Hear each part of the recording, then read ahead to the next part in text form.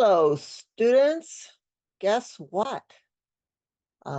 You are almost at the end of your program. And that means that we are on the final unit of Essential Science for Therapeutic Massage. So let's take a look. So we have had quite a journey going through this book and the course. Let's open up section or unit 4. And get rid of the table of contents. Oh, I'll be able to see. Make sure my hair is nice. Okay, here we go. Chapter 11 and chapter 12. These two chapters take a look at the remaining body systems that we did not have a whole chapter on. It's not because they're not important, but there is a little less focus on this content in professional massage therapy practice and on the MBLEX exam. So the content that's here primarily relates to massage therapy, and the pathology sections are important because this is where you might find this content is in the pathology sections of each one of these subsections in the chapter. And we want to make sure that you can recognize what those are so that you can critically think on how I would or how you would adapt massage in order to best meet the needs of the client. And always safety first. So I'm going to click on chapter 11. And here we go. The very first one that we're going to take a look at is the integumentary system.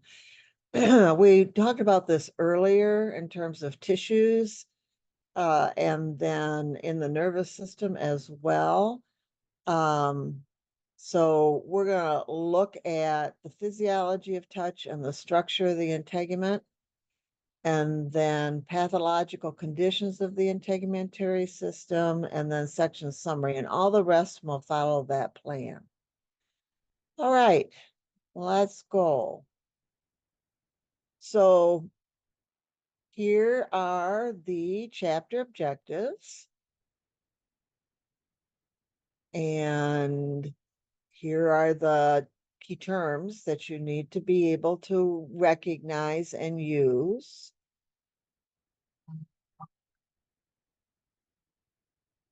This is your learning how to learn. This is the explanation of what I just told you, that this is targeting massage therapy.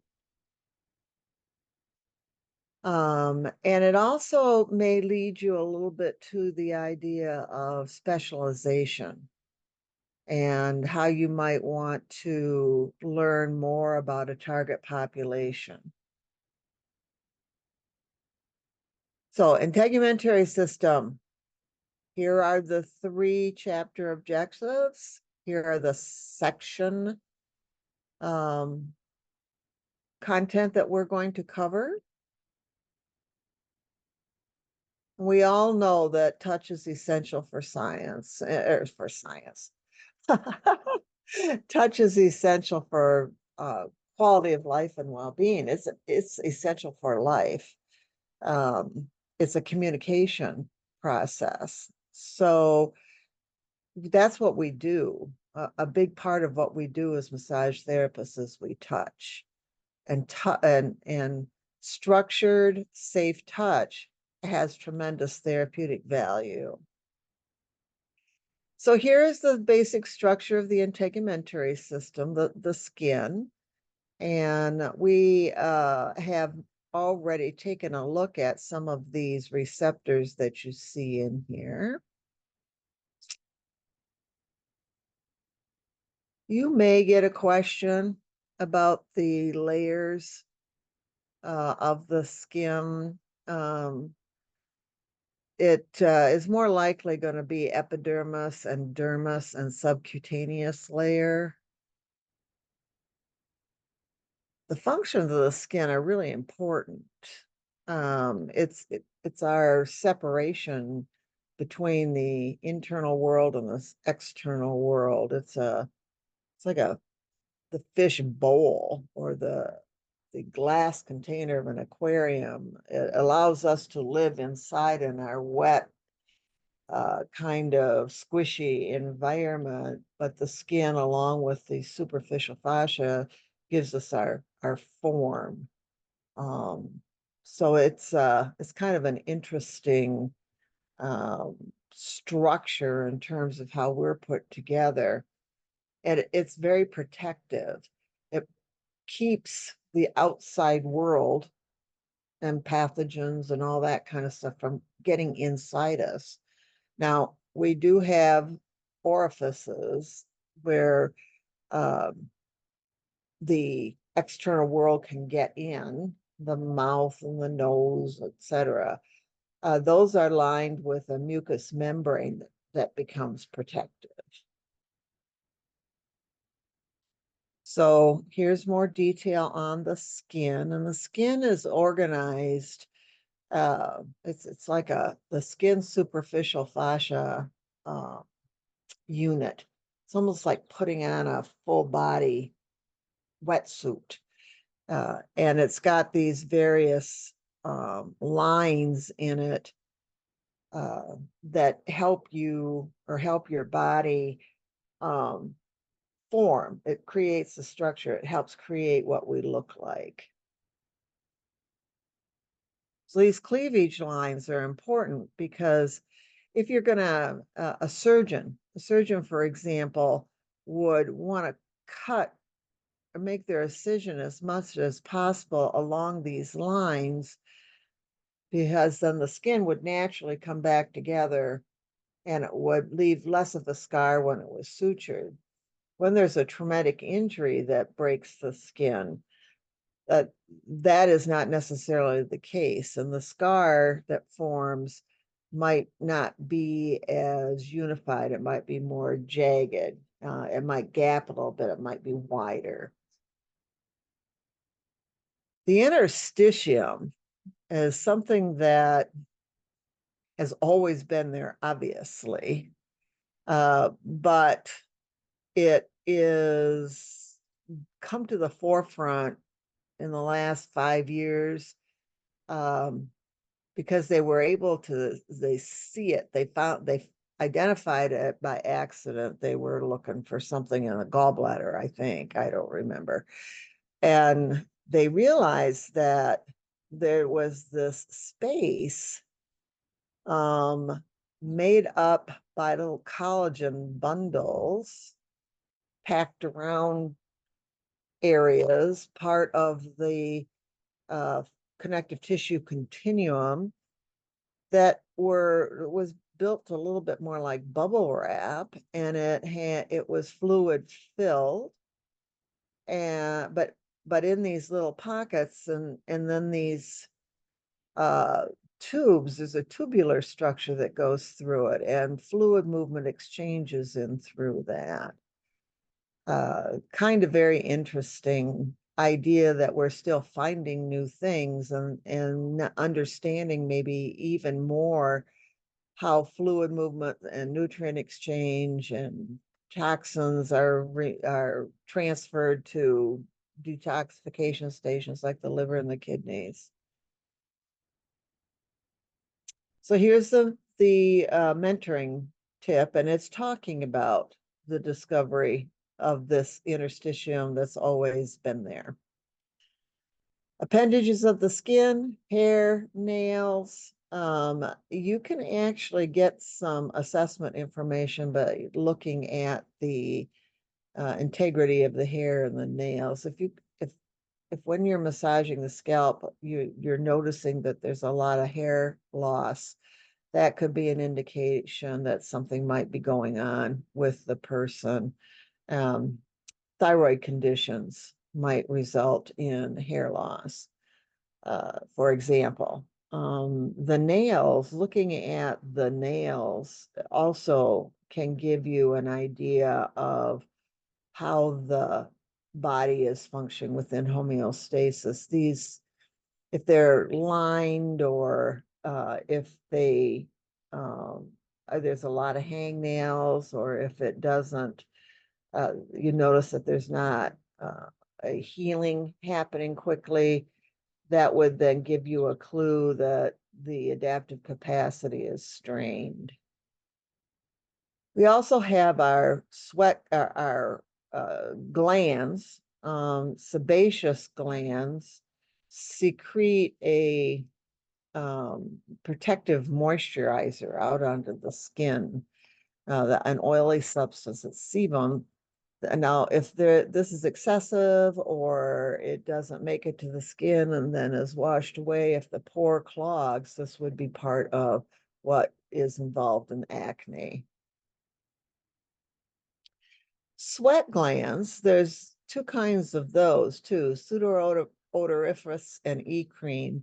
The glands that are pseudoodoriferous, they're in areas where there could be a creation of a body odor, and the eccrine glands, they're more about just sweating, but the apocrine glands are located where there's body hair, in the axilla area, in the genital area, and the secretions from these glands give off a much stronger odor. It's a smell message to what's going, how people are feeling on the inside, and we still respond to that. Our sense of smell is diminished, but we still respond to these pheromone type signals that are given off. The breast tissue is actually part of the skin, the integument, even though we often think about it as being involved in the production of milk and therefore part of the reproductive system. The various skin colors as well can become something that we can use to identify how well the body is maintaining homeostasis. So you want to slow down and look at this and pay attention to the segment here about what various skin colors do and how we can notice if oxygen is low or if there might be some jaundice. And that we also have to recognize that different skin tones may reflect this coloration a little bit differently. So this next segment has to do with wound healing and scar tissue. Slow down, pay a little bit of attention to this, because there is some benefit of massage for scar tissue.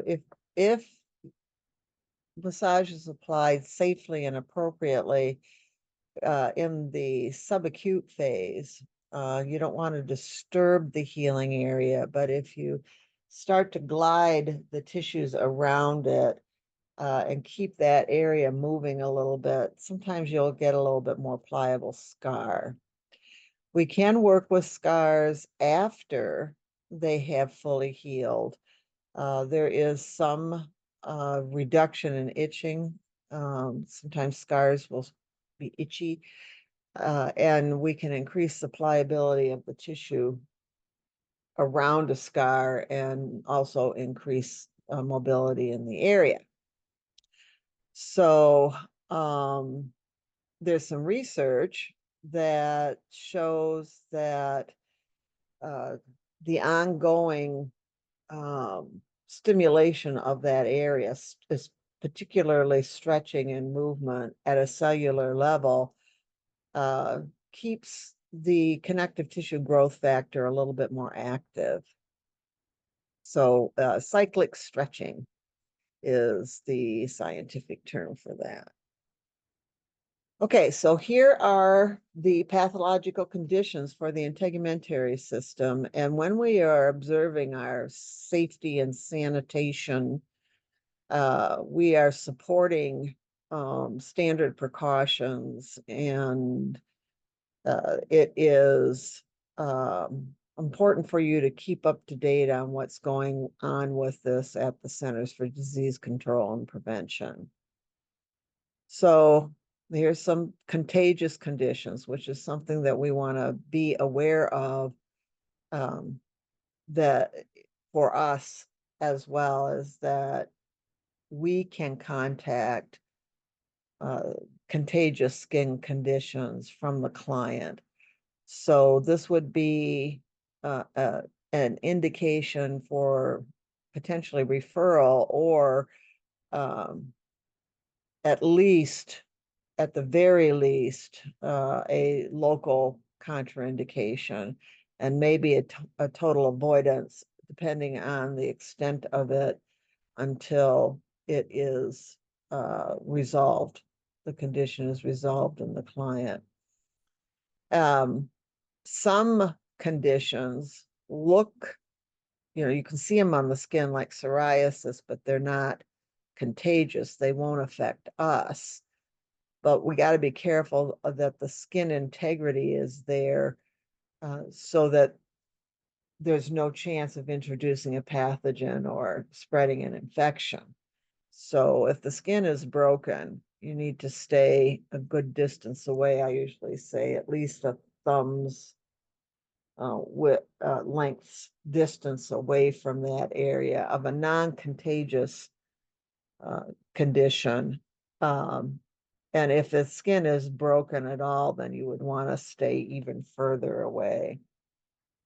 The other thing is that we are more apt to pick up skin changes, so we might be identifying potential skin cancers, and we want to refer those to the client's general practitioner for them to identify if it is truly a cancerous lesion, or it is more of a non-cancerous skin condition.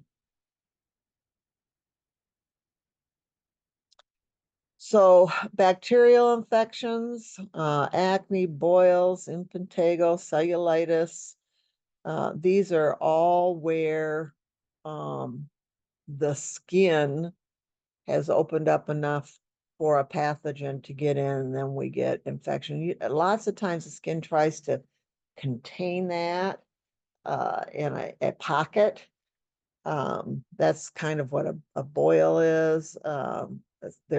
We have all kinds of staph infection on us, all kinds of pathogens on us all the time.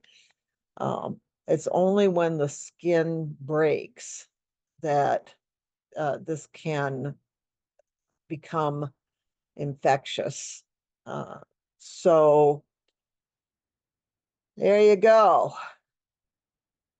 Viral skin infections. This is usually a rash of some type that shows up relative to a viral infection. So chickenpox is common.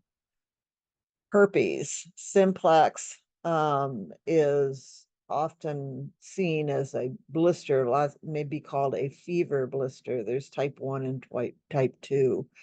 And if you want to stay away from the area, so it can be contagious. And measles is very contagious and has a rash that goes with it. There is a vaccine for measles, mumps, and rubella, but more and more people are avoiding vaccination, and or with our global society, we are also getting uh, population disbursement where people are coming from other countries where vaccination might not be as common. A wart is a benign growth, but it can be contagious. So if you see a planter's wart, for example, you want to stay away from that area. It's a local contraindication. Now, these are fungal conditions. And then these are parasitic skin. So insect or a bug. So lice and scabies. An ulcer is where the skin has been eroded by some sort of a rubbing. So we've usually had a blister from new shoes or ill-fitting shoes, but this can become very serious if somebody is unable to move themselves a lot, like if they're bedridden or they're in a wheelchair, they need to move regularly to make sure that the compression and then the shear force doesn't erode the skin and cause an ulcer. These can be, once this gets started, this can be very hard to heal. And it also obviously is going to be a point of infection. And then we've got these things that grow on us. A mole's different than a wart. A mole is just, a few renegade cells that form and are usually dark in color. But a mole can change. It's that you want to watch for changes in a mole related to the potential development of a skin cancer. Calluses, often on the bottoms of the feet, but you also can find it on the hands. A corn is really painful. It's kind of a inverted triangle that grows into, again, usually on the foot. You wouldn't want to massage over these. They hurt. So that's a local contraindication.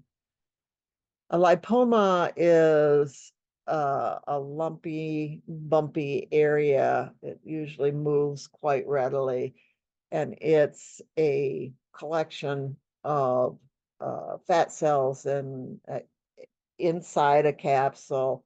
They can get quite large, and they're kind of fibrous with these fat cells on them. You're not going to break them up. Anytime you find a lump or a bump like this, don't massage hard over it. You can move the skin around, but you're not going to break these down.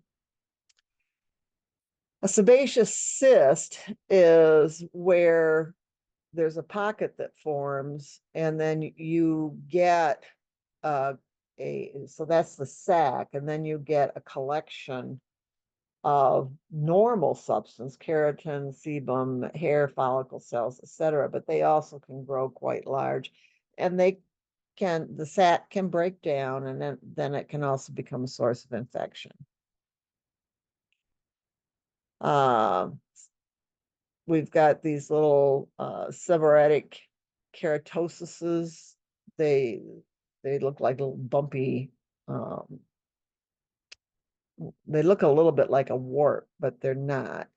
And we are not skilled enough to know when we're looking at all of these things that show up on the skin. If we see something and it's not easily identifiable, the person doesn't know what it is, then it needs to be looked at. And again, the referral is to their primary care physician. Skin tags, who knows? They can get quite large. Just don't pull on them. An angioma is a collection of blood and lymphatic vessels. They usually show up in the newborn and they can treat them, but sometimes they're very, very large, and the blood vessels and they swell in the blood vessels, they can break easily. So, you want to be very gentle with your massage in the area. So here's specific information about malignant skin tumors. And then because the breast is part of the integument, we have our fibrocystic disease, breast cancer, and then a little bit more information about anatomical and physiological problems related to treatment mastectomy. Burns are also a common injury that occurs, and you're going to want to slow down and pay attention to the 1st degree, 2nd degree, and 3rd degree burn here. It makes a difference in how they are treated. And a 1st degree burn may or may not get a blister with it, but you don't pop the blisters, and then the skin integrity is compromised. After it heals, after the burn heals and it's starting, there's usually replacement there. You're going to get some scarring, and the burns are not like a surgical incision, it's a flattened area. And then the tissues have to try to fill that in, and you can get ropiness in a burn scar. I have actually worked with a lot of people with burn scars, some of them very significant, and they, anecdotal, they reported that they were less itchy. They felt less like their skin was pulling in on them after the massage.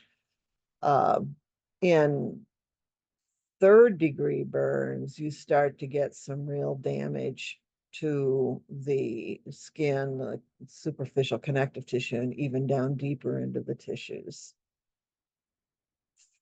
There's no magic here in working with burns. If the burn area has healed and scarred over, you can go ahead and massage the area, but you might want to slow down and use a little bit more drag, a little bit more lift and shear and bend, not so that it's painful, but a little bit of a sense of pull. And then we have dermatitis and eczema. And a common one is contact dermatitis. You got to pay attention to that. And then we talk about razor bumps and psoriasis and rosacea, hives, alopecia, scleroderma, vitiligo. Now, the pathological section here on the skin is important because we touch the skin. So slow down, make sure that you recognize what these terms mean. Some of them I didn't even try to pronounce, but I challenge you to figure it out. And this is an area, again, where we see the skin more than almost anybody. And so we want to be aware of any signs of skin cancer changes. All right. And here's the whole indications, contraindications related to working with skin pathologies. And then the summary. All right, so now we move right into the cardiovascular system. So always read your little focus on professionalism. So there's a lot of parts here. We got anatomy to learn, but we don't need to know it like we're a cardiologist. So knowing for sure what the coronary arteries are, because those are the ones that feed the heart. understand the difference between arteries and veins, the interface between the lungs and the heart, the names of the major blood vessels, the major parts of the heart. There may be a question that shows up on that, so you're going to want to be able to recognize the term. We do influence circulation somehow. We don't know exactly how that is, but we do need to have an awareness of how the fluids circulate around through the body. So that's what you're going to do in this first part of this section. You're going to collect definitions and an understanding, create a visual on how that is organized. And then this gives you this first stage, second stage, third stage, fourth stage of massage through the heart. You'll want to understand blood pressure and why that is a vital sign. So the heart also has its own internal rhythm. It's considered a biological oscillator. It helps regulate other rhythms in the body. It's quite an amazing organ. This is a real interesting organ system. But essentially, it's a pump and tube system. So the vascular system is the tubes. So this visual, if you understand the language here in this visual, that is the type of language that you would need. And then the body has multiple types of arteries, and the arteries carry the oxygenated blood for the most part. That the heart then is the pump. So there's a pressure system in the arteries, and the arteries themselves have a muscular wall, so that they are part of that increase in that pressure to move that oxygenated blood out.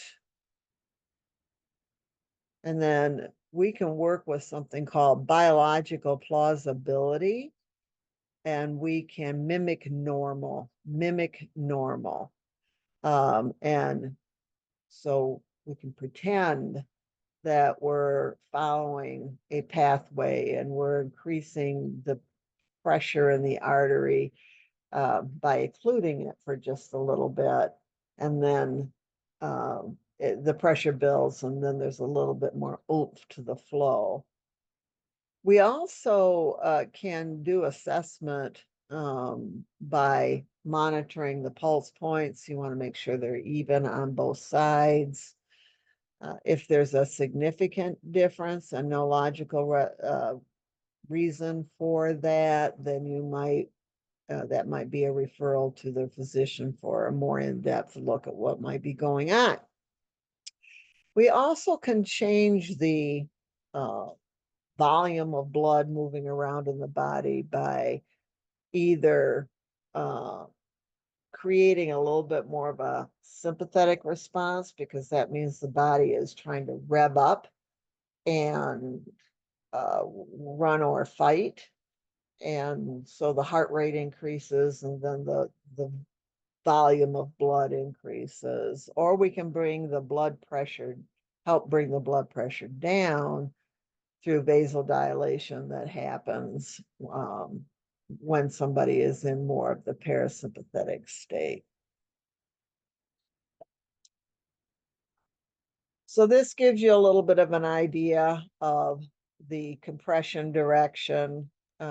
If we talk about this very specifically in fundamentals of therapeutic massage, on how we would adapt and modify our massage approach, our location, our speed, our depth, of pressure, the direction, where we start, proximal, moving to distal. So that is just a little schematic there, but you can see in this figure how the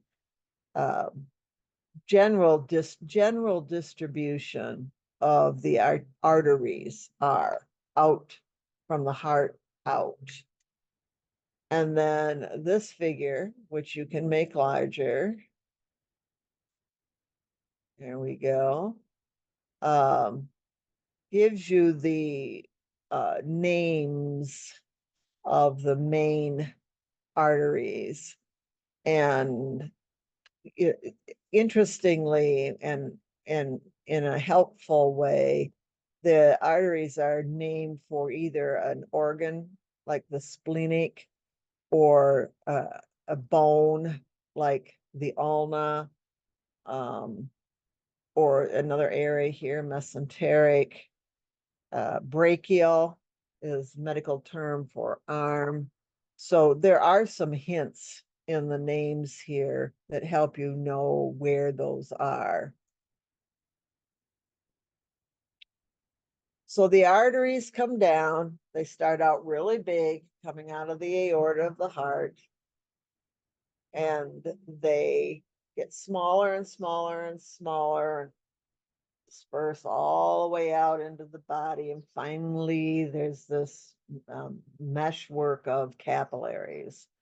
And capillaries is where the arterial blood now becomes the venous blood. And in that capillary sponge is where the oxygen exchange takes place, the nutrient exchange takes place, the movement of plasma back and forth takes place. That all happens in the capillaries. And it is biologically plausible that we can squeeze capillary beds, and that would change the internal pressure of what's going on there. So a kneading method, for example, is going to apply intermittent pressure to these capillary beds. So I think it is logical for us to say that we do affect the microcirculation on a local area. So there's an example of that. And then we get into veins, veins, veins, veins. So at the capillary beds, then the blood that is given up its oxygen and its nutrients eventually gets into the little teeny venules, the little parts of the vein, and then it's got to work itself back up to the heart. And again, this is the figure you would want to take a look at and have a general idea of where these artery or these veins are located. And we can adapt massage to mimic normal and help this fluid go uphill without a major pump like the arterial blood. And it also goes through a lot of filtration. You can see, the amount of venous vessels in the liver here, for example. So it's muscular action, gravity, and hydrostatic pressure, inside our skin, we've got a lot of water. It's that movement around that moves that blood back up. And then there's a little valve system that keeps it from washing back. So this is giving you a little idea of how massage can mimic normal to support venous return.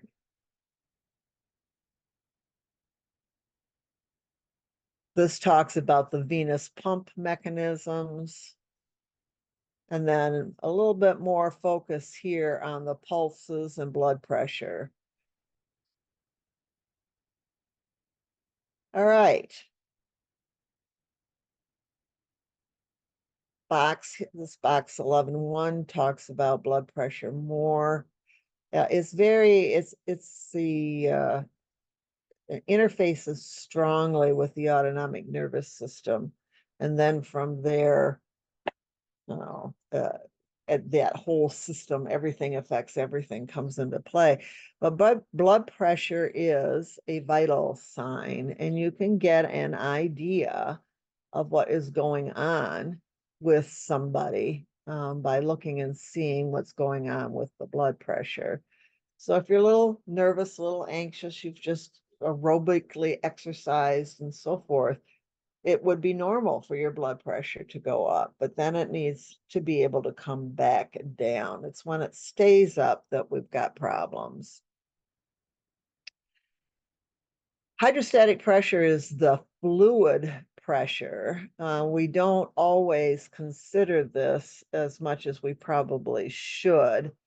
But the hydrostatic pressure is pressure from the inside out. So it can be an issue in blood flow. There can be a peripheral resistance. If somebody has got edema in an area and it's pushing out against the fascial tissues out, it's also pushing in, and those tubes can be compressed or collapsed, and it interferes with circulation.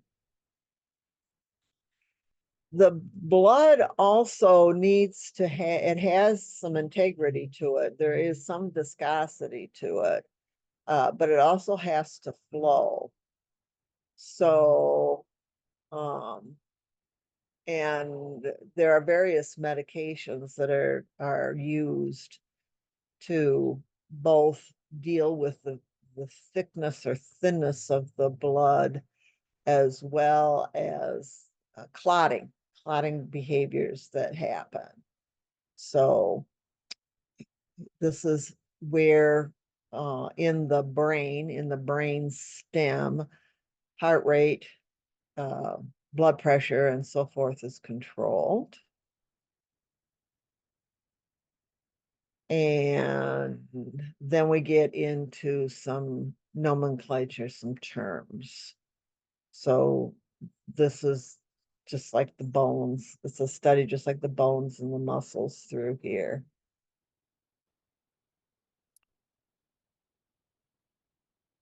Then we slow down and we take a little bit more look at the blood. Red blood cells, white blood cells, and most likely, if you're going to encounter a question on the MBLEX exam related to the cardiovascular system, it would have to do with either an indication or contraindication. Is the area located in an endangerment site where pressure could cause some damage to the tissues? Is it related to immune response? So the pathologies, as I've mentioned before, the pathologies in these chapters, chapter 11 and 12, give you that's a language you're going to want to have so that you can recognize those terms on the MBLEX, as well as for future study. So here's our little platelets. These are the things that clot.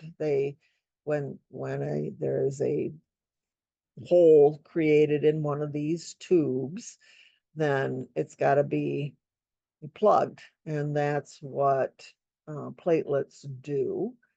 And we can see it on the outside of the body when they do that because it looks like a scab. It forms a scab. So, but platelet aggregation can also be part of clotting in the arteries, especially the coronary arteries, but also peripheral arteries, peripheral artery disease. And it builds up an accumulation inside the tubes that eventually, it's like if you know how rust will build up inside of a tube of plumbing, and it gets narrower and narrower. So if a person has increased platelet aggregation, they will usually give an anti-platelet medication. I take aspirin for that. So, and then pregnancy is a hypercoagulability state. And that is so that once the placenta pulls away from the uterine wall, that there's good clotting, so that there's no hemorrhage. This starts early in the pregnancy, and then we find ourselves in situations where if we're working with a client who is pregnant, we, especially in the lower legs, we just need to be a little bit more aware that there could be the development of a blood clot or a thrombosis. Plasma is kind of like the water part of the blood as well as the lymph, but once it's in a lymph vessel, that's when it is actually called lymph. So the water is the same. It's just what vessel is it in, and then that's changes the name related to the system it's involved with. So here's your pathological conditions, and you're going to want to slow down and pay attention to this because uh, these are common in the cardiovascular system. These can be medical emergencies as well. So we want to recognize the signs of cardiovascular disease. Here's the referred pain patterns for heart, but it doesn't always manifest this way. Warning signs of a heart attack, congestive heart failure. You will have clients that have congestive heart failure. You do need to be aware of how they're being treated. Usually there's a diuretic involved, which means they may need to use the restroom more frequently. Rheumatic heart disease. We don't have as much rheumatoid fever, rheumatic fever as we used to, but there are people that are older that had heart and valve damage related to rheumatic fever. There can be inflammation around the heart and in the heart. A interference with blood flow to an area is ischemia. Uh, Arthrosclerosis and arthrosclerosis. Well, these two words. How about that? And you read through this. My tongue is not going to do it today. Both of these are where there is diminished flow in the arterial tubes. And it gets really dangerous when it happens in the coronary arteries. Arterial sclerosis and arthrosclerosis. I did it. And it cuts off blood to the heart. But again, it can also cut the diminished blood flow in the peripheral arteries down, especially in the legs.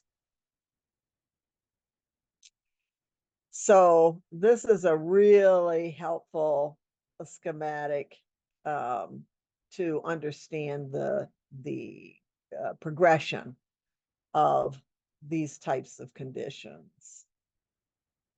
So coronary artery disease is specific to these changes in the arteries that feed the heart. Hypertension is a blood pressure issue.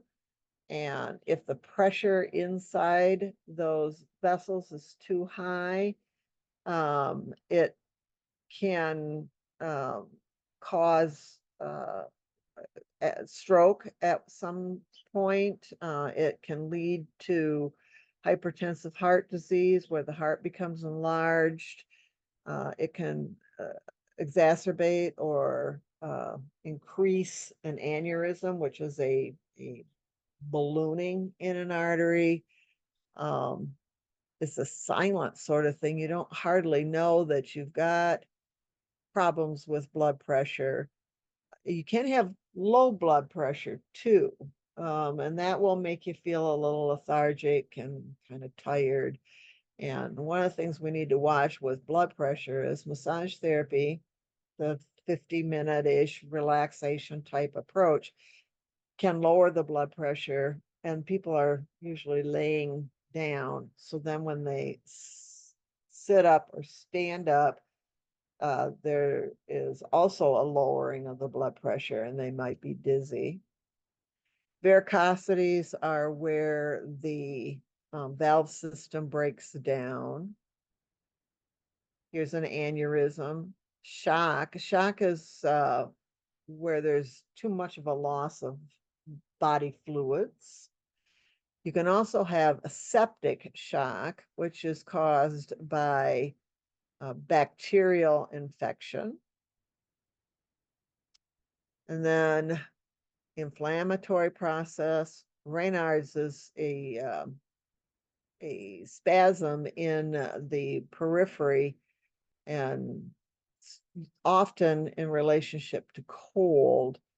And it's kind of painful, and the areas develop pallor, and it's also emotionally mediated. Temporal arteritis, an inflammation right here. It's a painful headache type sensation, and it can be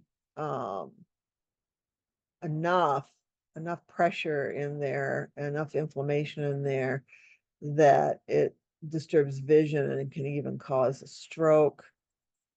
Then we have blood disorders. And if you rub over that, it's going to make it worse. So if you feel a throbbing, if you're checking for a pulse, for example, you don't want to press so hard that the pulse goes away. You are using that as an assessment process. You don't want to occlude the vessel with your pressure. So blood disorders, anemias, thrombus, here are the common areas where a blood clot, a thrombus will form. And an embolus is where a blood clot will break loose, an embolism. It'll break loose, and it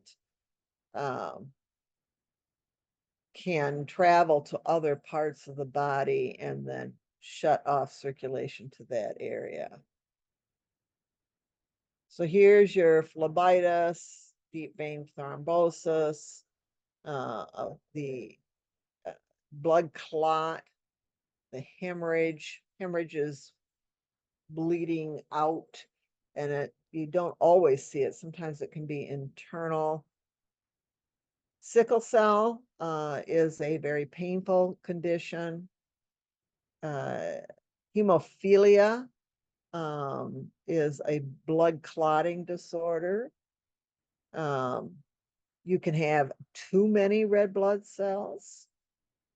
And then we've got our coronavirus disease, COVID-19, but that that exaggerated inflammatory response that sometimes accompanies how our body tries to deal with that can lead to a hypercoagulability state, and then you can increases the risk for deep vein thrombosis and embolism.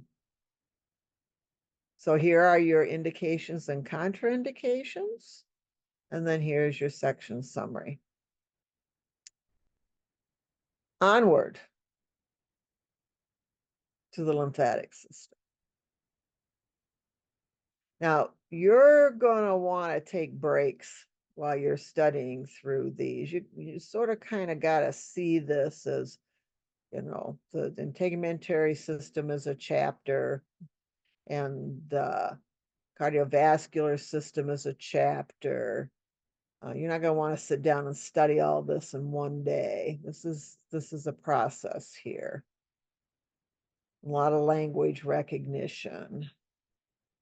So same pattern with the lymphatic system. An overview. The lymphatic system is interesting because there is a manual therapy approach called complex decompression therapy, or lymph, and part of that is manual lymph drain. This is done when there is lymphatic pathology, but what's happened in the massage community is lymphatic drain generally has gotten a little bit gimmicky. We'll teach you how to have a mimic normal, biologically plausible support for the lymphatic system to help it function as normal as it can, and not in relationship to significant pathology. I mean, you really can't do massage without affecting the circulatory system and the lymphatic system. It's kind of sort of impossible. But it's helpful to have a general idea of where the lymph vessels are, where they cluster, where the lymph nodes are, and how that is part of the filtration of the body fluid. So here's a practical application that talks about this manual lymphatic drainage idea. So it's an adaptation of the general massage approach. The speed is different. The pressure is on the skin, superficial fascia. You're moving fluid toward the major drain areas. So, and I also include some of the rocking, shaking, and compression described in the osteopathic approaches to lymphatic management. So this talks about the lymph system of the brain and lymph in general, and how the lymphatic structures are organized, and it's collecting fluid from the interstitial space. So let's get this down here. This is your arterial flow. That's a closed system. Here is the exchange, but some of the plasma doesn't go back in. Some of the waste material doesn't go back in to be filtered through the venous structure. So these little root-like structures are interwoven in there, and there's a pressure gradient there. The pressure is lower inside these little collectors, like if you suck on a straw, and then it sucks up the fluid in the tissue spaces, and then the pressure opens up these little flaps, and in goes the fluid. The fluid then is moved through a passive contraction and relaxation of the muscles as we move around, as well as some gravity. And every time we move, we're stretching and pulling on the skin. Every time we bend a joint, we are applying a compression and then a release where lymph nodes are clustered. So you may encounter these particular names. Usually you can figure out where they are. Cervical lymph nodes are obviously in the neck. Prearticular, auricular, preauricular lymph nodes.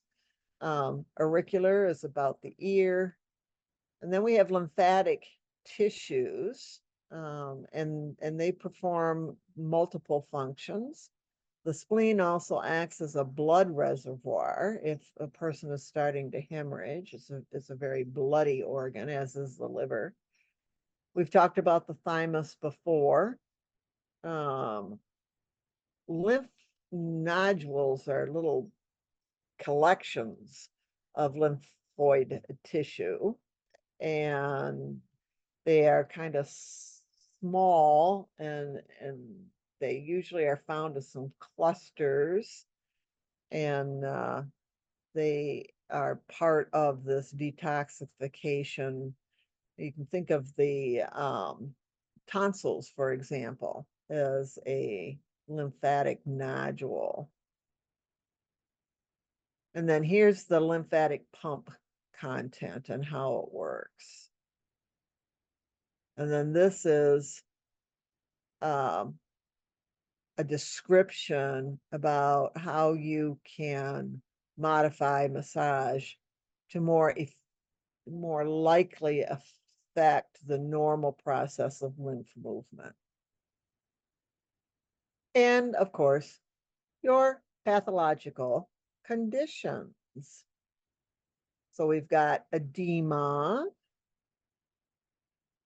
and then lymphedema. So edema can show up and then resolve itself. If you're sitting too long, you might end up with some edema in your lower leg. If when you're pregnant and there's a lot of pressure against the lymph drainage trunks in the hip area, the legs might swell up, not excessively. If you sprain your ankle or that you've got a localized infection, you'll get some edema in the area as part of the immobilization and the healing and the filtering response.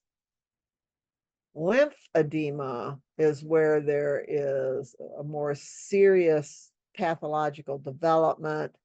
The tissue can become fibrotic, and that's where that complex decompressive therapy comes in. We can help with stage 1.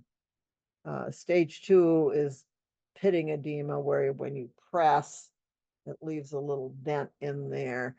And then that's when it's starting to become more serious and needs more specific types of care. And then you get skin changes and fibrotic changes when you get into the stage 3 of lymphedema. You can get parasites inside the lymph vessels and occlude and prevent the fluid from moving. You can also get some generalized viral infections. The lymphatic system's always going to be part of dealing with infection because it's a critical part of the detoxification process, the way that the immune system responds. Leukemia is a cancerous process of the white blood cells, and in various types here. Lymphoma is a tumor of the lymphatic system. So you want to be aware that when you are massaging in the axial area or where there are clusters of lymph nodes, that if you feel a lump or nodules that seem to be expanded, that's a referral. Then you're going to have a lymphatic malformation. Lots of times that is combined also with the blood vessel malformation, and that's more of a localized area, but it can have a deforming quality to it. So Lymphangioma is an example of that. And then here are your indications and contraindications. And then finally, the immune system.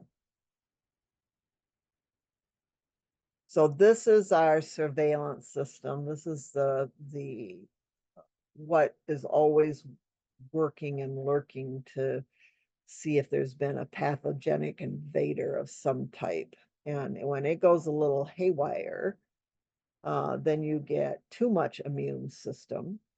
And now's the inflammatory process gone rogue and then causes damage to normal tissues. And then that's considered autoimmunity. So this just talks about the various pathogens we come in contact with and how the immune system will work to bring these under control.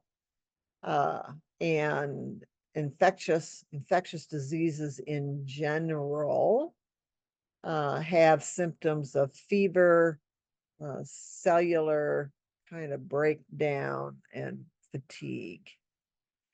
And we commonly notice these as respiratory infections or gastrointestinal infections. So we lived through a pandemic, right? And during that pandemic, we learned a lot about the immune system and viral infections and how it's spread and how a lot of the deaths related to this viral infection were not from the virus per se, but the immune system's attempt to control this, and it was aggressive. It was too aggressive, and things happened like cytokine storms and tissue damage from the immune system as well as from the virus and fluid production that comes along with this. These were the causes of such severe illness related to COVID. A vaccine for a virus is what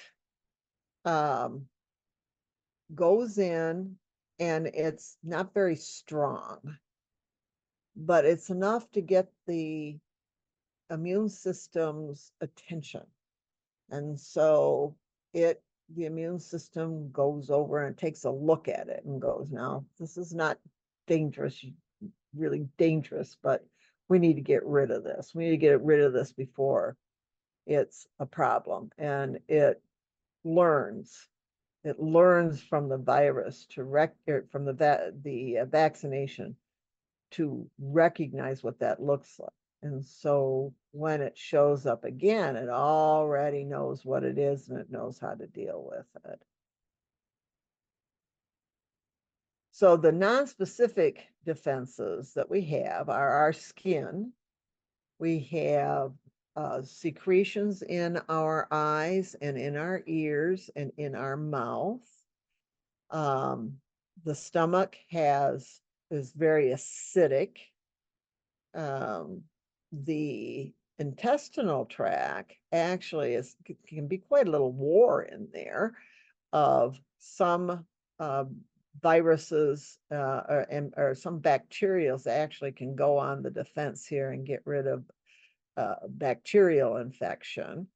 Our medical treatment of that are antibiotics. There is a concern that we have overused antibiotics, and bacteria are smart. And the ones that live through our invasion of antibiotic medication then are not as affected by it. So bacterial antibiotic resistant bacteria is a real problem. So the respiratory tract has mucous membranes and also a process of moving these pathogens into the stomach where the acid gets them. And then the inflammatory response is an important part of the immune system, and we have talked about that as we have gone through this textbook. So slow down and pay attention to this. And then when we get to the specific immunity, this is where immunity has been created. So that's the vaccine. So we don't do it now, but back in the day when I had little kids, if a kid got chicken pox, then we just exposed everybody to the chicken pox. They just came over and played, and then so that was a deliberate exposure. But when we are exposed to a virus and or a bacteria, and our body successfully deals with it, now we have a more natural immunity to that. So active exposure, that's more of an example with my chicken pox, exposing the kids deliberately to chicken pox. We don't do that. Don't do that. Passive exposure, this is how some immunity is transferred via the mother's milk. Your artificial immunity has to do with our vaccination processes, and specifically with that is an injection of a causative agent, such as polio. I grew up when polio was really a nightmare, and I can recall standing in line in second grade getting the polio vaccine on a sugar cube. So saved multiple lives, as well as disability because of what polio does to the nerve and the muscles. And then passive exposure, this is where you take antibodies that have been built up by somebody else, and then you put them into your body. So this is how the lymphocytes fight infection. And it's really quite fascinating when you look at, all of these moving parts that have to go on with keeping us safe. And then if something gets inside, how we eliminate that and restore homeostasis. So there is a body-mind connection here that affects immunity. And it is a body-wide process. There isn't a specific structure, like in the cardiovascular system, there's a heart. And it is truly an example of teamwork and a multidisciplinary approach. So I just commiserate on that a little bit in here. It again is one of those things that's just, right on the edge of kind of very miraculous almost on how it all works together. And then our pathological conditions. So this generally can be too much immune system and not enough immune system. We have hypersensitivities. We think of that as an allergic reaction. And here are the various types of hypersensitivity dysfunction. And then we also can have acquired immunodeficiency syndrome. That I also lived through. I'm old enough that I've lived through them finally recognizing the virus that the HIV virus that depletes the immune system and eventually can lead to active AIDS. What so much has happened since that was first identified. The condition can be managed quite well now. It's more of a chronic condition. Some of our cancers can actually be managed as a chronic condition these days. So good for science in that regard. Actually, hepatitis is more of a concern than HIV right now. It's more easily transmittable. It's more common in the environment. There are some vaccines for hepatitis. You're going to want to know what the different types of hepatitis are. Um, hepatitis C is very common. There is a vaccine for hepatitis B. Hepatitis E is in the food system, in our food and water structure. So this becomes a concern during national disasters. Autoimmune diseases. We've talked about how the immune system just for some reason doesn't recognize uh, normal tissue, and it starts to see it as something that needs to be eliminated used through the uh, inflammatory response, and it can be kind of triggered sometimes by chronic inflammation. And some of these conditions that we get, like a virus, it resolves itself, but then the inflammatory response just kind of stays simmering below the surface, and then that can cause dysregulation in the immune function. So here's your indications and contraindications, and the general full body parasympathetic supporting massage with moderate to firm, pleasurable, non-painful pressure, even down to a cellular level, can downregulate the inflammatory response. Now, if a person has an active, acute, productive immune response going with a fever, for example, massage might be best delayed. The body is already adapting to enough stuff. So read through your indications and contraindications. Here are your general autonomic autoimmune diseases. You'll want to know these names and what they do, and then your section summary at the end of the chapter. Wow. So chapter summary, your critical thinking and clinical reasoning scenario. This one is talking about a variety of autoimmune or immune conditions related to the skin, and also the cardiovascular system.